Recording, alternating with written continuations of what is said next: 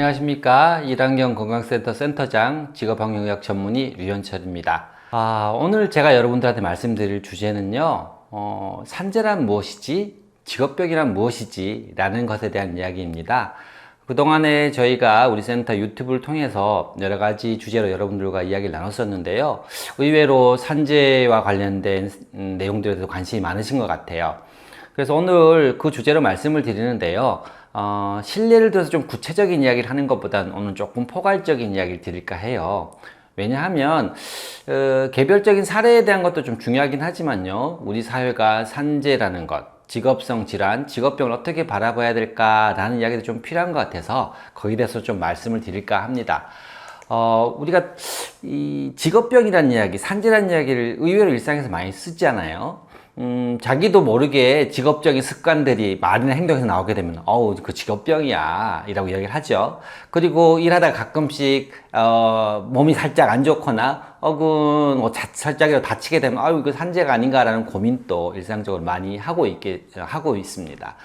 그런데 이제 이게 실제로 어떻게 우리나라의 법 제도라든가 행정적인 절차에서 단어를 쓰이는가라는 것들을 조금 구분해서 볼 필요는 있을 것 같아요. 먼저 우리가 산업재해라는 단어를 쓰는데요. 이 산업재해는 통상적으로 일하는 과정에서 발생한 여러 가지 건강상의 문제 뿐만 아니라 부상과 손상 이런 것들을 다 포함하는 것을 산업재해라고 하지요. 그런데 이런 부분이 산업재해라고 이야기되는 게 직업병 혹은 업무상 재해, 업무상 질병 이렇게 다양하게 불리는 경우가 있어요. 그걸 좀 구분해 볼게요. 법률상 용어로 보게 되면 우리가 크게 두 가지 이야기를 많이 접하게 됩니다. 산업재해라는 이야기 하고요. 업무상 재해라는 이야기를 많이 접하게 돼요. 먼저 산업재해는요, 법률상 용어로서는 여러 가지 직업성 질환과 산업재해를 예방하고자 하는 법률이라고 이야기하는 산업안전보건법에서 이야기를 하고 있는 단어는 산업재해입니다. 이 법의 목적이란 것 자체가요, 산업재해를 예방하는 데 있다라고 이야기를 하면서 산업재해라는 표현을 쓰고요. 이 산업재해에 대한 정의를 노무를 제공하는 사람, 그러니까 어떤 식으로 일을 하는 사람이겠죠. 대가를 받고 노무를 제공하는 사람이 업무에 관계되는 여러 가지 이유에 따라서 사망 또는 부상하거나 질병에 걸리는 것이라고 표현해서 산업안전보건법에서는 산업재해라는 표현을 쓰게 됩니다. 그런데 우리가 산재가 발생하고 난 다음에 보상을 받는다라는 것들을 산재보험이라는 제도를 통해서 통상적으로 받게 됩니다. 그래서 이런 것들에 대한 법률적 절차라든가 내용을 정리하고 있는 보상과 관련된 산업재해보상보험법에서는요, 이 법은 산업재해보상보험 사업을 시행하여 근로자의 업무상의 재해를 신속하고 공정하게 보상하며 라고 이야기가 되어 있습니다. 그러니까 산업재해라는 표현을 쓰지 않고 업무상의 재해라는 표현을 써요. 그러니까 산업재해보상보험법에서는 이 업무상의 재해를 정의하기를 업무상의 사유에 따라서 근로자가 부상, 질병, 장애를 또는 사망에 이르는 경우를 업무상 재해로 이야기하고 있습니다.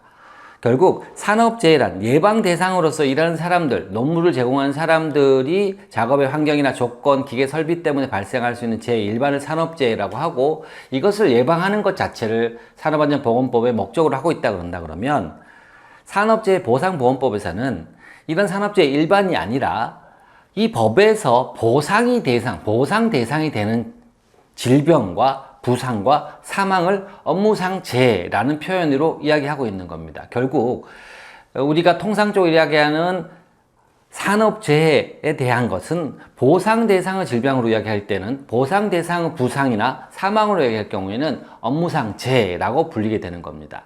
그런데 이때 이 보상이라고 하는 것 자체는 산재보험에서의 보상이 되는 이러한 재해들 자체를 업무상 재해로 이야기를 합니다.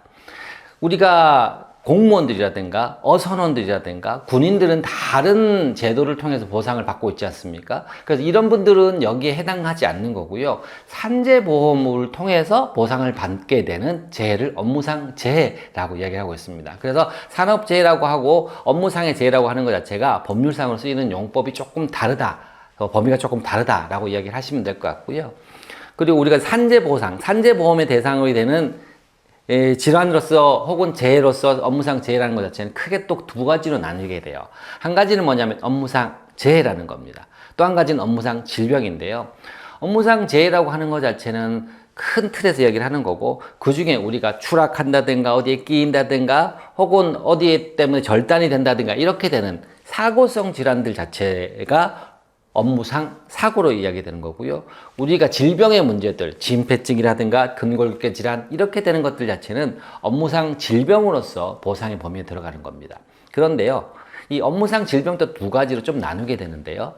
한 가지는 직업병. 그러니까 우리가 통상적으로 이야기하는 직업병보다 되게 좁은 개념으로서 직업병이라고 이야기하는 게 있습니다. 이것은 심폐증이나 소음성 난청처럼 그 질환의 원인이 되는 직업적 노출이 없었으면 그 질병이 걸리지 않을 경우, 이런 것들을 직업병이라고 좀 범위를 축소해서 이야기를 하고 있고요. 직업적 요인 외에 다른 요인들로도 발생을 할 수 있지만, 직업적 요인이 개입해가지고 그 질병들 자체들이 여러 가지 복합적 요인 중에 직업적 요인으로 인해서 발병하게 됐거나 악화될 수 있는 질환, 이게 가장 흔한 산재 보상의 대상이 되는 업무상 질병인데요. 여기에는 근골격계 질환, 뇌심혈관계 질환, 정신질환 이런 것들이 포함되게 되는 겁니다. 그래서 이런 우리가 단어상의 표현들 자체가 조금 차이가 있다. 우리가 흔히 쓰는 산업재해, 직업성 질병, 직업병 이런 것들하고는 법률적으로 조금 다른 이야기가 있고, 통상적으로 산재보험을 통해서 보상 대상이 되는 사고나 질병을 업무상 재해, 그것을 업무상 사고와 업무상 질병으로 나누고, 업무상 질병에는 직업병과 그리고 작업 관련성 질환 이렇게 나눠진다라고 보시면 될 것 같습니다. 그래서요, 우리가 이런 부분들에 대한 이해를 좀 높이기 위해서, 그러면 이런 것이 법 제도적으로 어떤 식으로 보상이 될 것인가 라는 것들을 바라볼 필요가 있습니다. 우리가 그냥 다 몸 때문에 아프거나 일 때문에 아프거나 건강상의 문제가 되게 되면 다 보상이 되면 좋은데요, 무조건 그렇게 되지는 않습니다. 그래서 우리가 산재 보상을 본인이 서로 신청을 하게 되고, 그것이 일정한 제도적인 절차를 밟게 돼서 거기에 따라서 우리가 당신은 산재보험에서 승인을 해줄게요 라는 절차를 따지게 되는 겁니다. 그런 절차가 진행되는 기관들 자체가 근로복지공단이라는 데서 진행을 하게 되고요. 그래서 업무상 사고나 질병이 발생하게 되게 되면 본인이 거기에 대해서 나는 이러이러한 것들로 인해서 보상을 신청하겠습니다 라는 서류를 직접 작성을 하게 되고요. 이런 작성한 서류를 가지고 근로복지공단에 자신의 회사가 속한 지사에다가 제출하게 됩니다. 그러면 그것은 사고라 그러면 사고에 대해서 조사를 하게 되고요. 이것이 질병이라고 한다 그러면 이것이 실제로 업무와 관련해서 발생했을 것이냐라는 걸 따져보는 절차를 거치게 됩니다. 그리고 그 절차를 거쳐서 조사의 결과들을 업무상 질병 판정위원회라는 데서 판단을 하게 되는 거죠. 이런 절차 과정을 거쳐가지고 개인에게 이 당신은 산재보험 요양 승인 대상입니다, 아닙니다 라는 것들을 보내주게 되는 거죠. 여기에 따라서 본인이 이의가 있거나 혹은 다른 의견이 있을 때 이 얘기를 하게 됩니다. 이것이 심사와 재심사라게 되는 거고요. 이것들도 불충분할 때는 재판 절차, 행정소송을 가게 되기도 합니다. 이러한 절차들에 대한 상세한 내용들은요, 보면 근로복지공단 홈페이지에도 들어가 있고요. 요즘 유튜브에 이런 부분들에 대한 설명이 잘 돼 있더라고요. 한번 보시면 될 것 같습니다. 그래서 이렇게 신청을 하게 될 때, 특히 저는 직업환경의학과 의사다 보니까 업무상 질병에 대해서 어떻게 판정을 내리고 승인 내리냐라는 이야기를 좀 말씀드리고 싶어요. 이거는 그냥 개별적인 사례들에 대해서 판단을 내리기 위해서 여러 가지 법제도적인 절차를 거쳐야 되는데 막무가내로 하긴 좀 어렵지 않습니까? 그래서 이거를 법률적으로 좀 정해놨습니다. 이러한 법률적으로 정해놓은 법들이 근로기준법에도 있고요. 그 다음에 산업재해보상보험법이라는 데도 있고요. 그리고 산업재해보상보험법의 하위 법령인 시형령에서 업무상 질병에 대한 구체적 인정 기준을 내고 있고요. 그리고 이런 부분하고 좀 다른 진폐에 대한 부분 따로 법령이 따로 있습니다. 그래서 진폐에 대한 업무상 질병 인정 기준 같은 경우에는 산재보상보험법 내에서 따로 좀 다루고 있고요.